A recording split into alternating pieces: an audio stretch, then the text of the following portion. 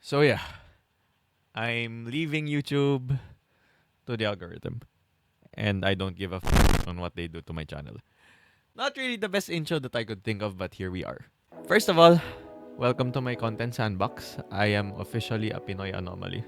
Happy New Year to you. It's been a crazy 2023, moving into 2024. I've watched a lot of YouTubers leave the space for good, and most of them I've never heard of. I honestly think they deserve the rest. They deserve to retire and shit. So I guess this breeds a new era of new creators or something. Yeah. And then there's me. I've been here on YouTube since 2009, believe it or not. And I don't see myself leaving for the most part because I enjoy content creation so much that I wish I had collaborated with other creators way earlier in my over a decade of staying in this platform, which I'll get into a sec. So for my first update regarding my music channel, so last year I've decided to silently resign my Alex Corner music channel. It's not saying that I'm gonna like deactivate the channel. It's just there. So just think of this as my Joji moment. Cause sometimes I look in her eyes and that's where I find a glimpse of her. So the reason for this Opalek rebrand is actually if you search me on Google, I basically own the keyword now. And comparing it to searching for Alex Corner, I've already said this in my previous video. Someone already beat me to it. And she's Filipino-Australian animator. So I don't want to compete for SEO anymore. So medyo lugi ako. She has over like almost 1 million subscribers, I believe. And ang liit-liit ng Alex Corner channel ko to compete with that. So it doesn't make sense from a marketing and branding standpoint. However, if I plan on releasing music, it's gonna be under Opalek na. It's not gonna be under Alex Corner. Because again nga, SEO and stuff. And yun nga, I'm really serious for this rebranding and shit. And there are actually a couple of songs that me and my girlfriend wrote that are still on the drafts. So hopefully this year we find time to make those songs and release them into the wild. Ganun. Reason number 2. This is actually the main reason why I'm not quitting YouTube because I've found my new passion when it comes to video editing. Like I've had this late realization. I've been here since 2009 and it took me this late to realize that I should be monetizing this. And I remember the video from Matt Davella where he talks about going back to working on YouTube solo. And I've also looked up to Random Frank P who also had like 1 million subscribers. And then I also learned that in one of his long videos last year that he was also doing all the YouTube stuff solo. So I think that's the route that I'm heading into right now. And also the last quarter of 2023, I got semi-viral on a LinkedIn post, which also led me to landing a freelance gig with other creators from other countries. My most recent one is I got hired this 2024 as a senior video editor for a media marketing agency based in the US. I'm also doing a couple of freelance work for the marketing director of. And that one LinkedIn post that I watched regarding Gary Vee made sense to me now, especially when he said that we are just one LinkedIn post away from getting the dream job. So I would say starting 2024 that I kind of did it. Well, not kind of, I actually did it. And I'm still processing this until now. I don't know how to react to this. But anyway, I'm very grateful for the opportunity to work with these wonderful creators. And so if you have some part-time video editing gigs for me, I've reopened my Fiverr. I'm just gonna put in the link in the description if you want to avail of my services. So I mostly do short-form content, so that's like my jam. So if you're a creator and you're either in one of these niches, we have a high chance of working well together. So I look forward to the DMs on LinkedIn and Instagram for those who want to reach out to me. Okay.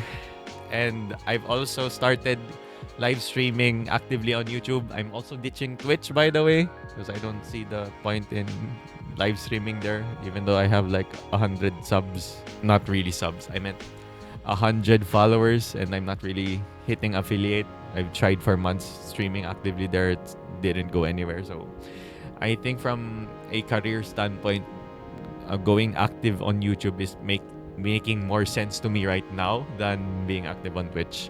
And also, I'm gonna start with doing some live streams on me just learning CapCut like on the spot. So I'm not really into watching a lot of tutorials because I'm more of like the curious person. Like I wanna know how it works. I really like to get my hands dirty. So there's also that. So let's also hop into the video game category. I actually made Opalek as a gaming channel originally. But then again, I hated being locked down on one niche.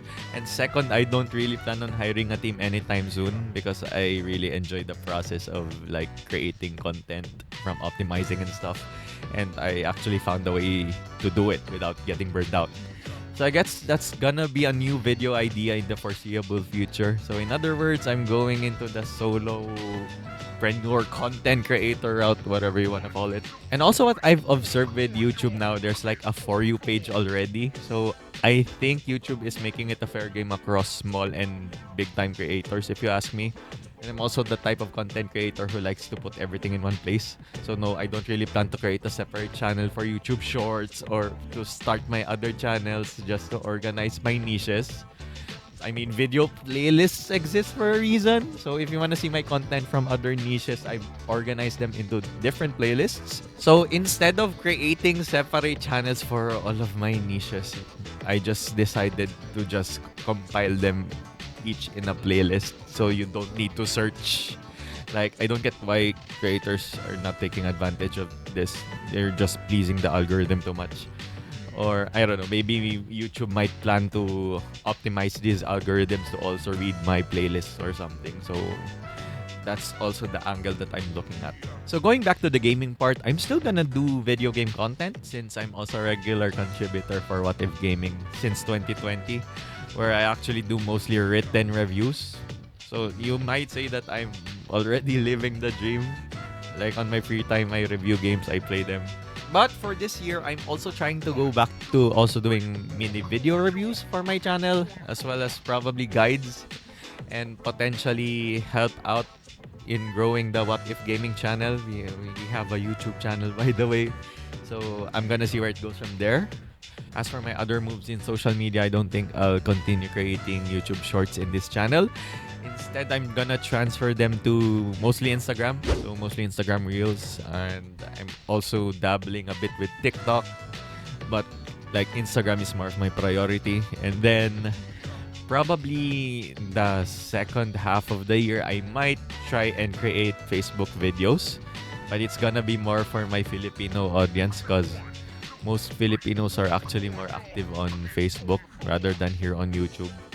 And I rarely interact with Filipino commenters, if I'm gonna be honest. Like the most engagement that I get are mostly from English-speaking countries. So according to my analytics, I have watchers from US and India. So I'm turning Opalek in YouTube to more of catering to the international audience, if that makes any sense. And what else? What else did I miss? I'm also doing voice acting, believe it or not. I started last year. I joined an exclusive VA group catered to aspiring Filipinos who want to become voice actors here in the Philippines. Oh my gosh, wala akong script doon. Okay, sorry. I'm losing my trail of thought, but yeah, you get the idea. And hopefully I get to land some voice acting gigs as my side hustles aside from doing my video editing, a main thing. And I'm also upskilling myself by learning email marketing. Actually building a newsletter as well. Rather building, I started a Substack newsletter last year, but I didn't have the motivation to continue with the writing and stuff since I also have like a part-time job for an Australian client, which also involves doing emails. So I'm trying to measure the chances of getting burned out if I do a personal newsletter while doing part-time gigs for this Australian client. So that's also on top of my mind right now. So I guess that's it for now. If you don't want to miss out on my next content, you can subscribe to my channel as well as follow me on Instagram and LinkedIn. If you want to see what goes inside my head as a full stack content creator, also feel free to buy me a coffee as well if you want to support my restarted journey as a content creator. So again, this has been the Fake Opalek. Paalam sa inyong lahat.